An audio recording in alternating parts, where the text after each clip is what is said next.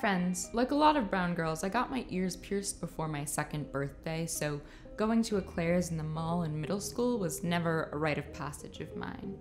But my coming of age still involved skewering myself with metal. As it was in my teens, I spent a lot of time looking at scene and emo haircut communities on LiveJournal. I envied their bold colors and complicated piercings, eyebrow rings especially, until one of my friends got one and half her eyebrow fell out. After that, my favorite became the industrial, which is 2 piercings in your cartilage connected by a bar. Around when I turned 17, I became determined to get my own. I started doing a little research into where to get it done and how much it would cost. I figured I'd get it sometime after I started college, but I knew which shop I would go to.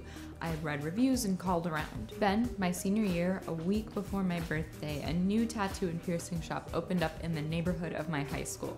This was not the super reputable one that I'd researched and that required a consultation before they would do anything to permanently alter your body, but they did have a stack of $20 off coupons attached to the door. Instantly, my plan to get an industrial sometime during my first year of college switched to get an industrial next week. So after school on my 18th birthday, I walk into the shop, hand the guy my coupon and say, "Do you do industrials here?" And the guy's like, yeah.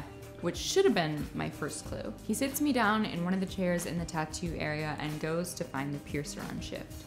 Piercer guy walks in, slaps on some gloves, and starts measuring where the holes are gonna go. Mind you, this is not like a consultation, no questions are asked of me, we're just going straight into it, which raises no flags for me because trust, I am getting this piercing today and nothing's gonna stop me now. Then he tells me that my ear fold, clearly a technical term, but like the part of your cartilage that folds over that you've gotta go through, it isn't big enough. The barbell is gonna be too wide for my ear size.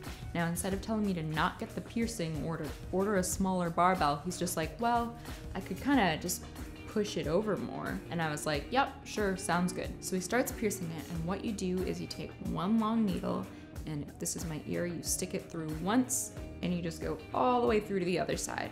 The first part of the piercing is just hot, searing pain. I asked my boyfriend, who I dragged with me, by the way, how it was looking, and he was just like, well, that's a lot of blood. But then, I don't know, it was like my ear nerves maxed out and just went entirely numb. The guy was finished with the piercing before I even knew that he'd punctured the other side. My ear got mad swollen, by the way, but I was so proud of it.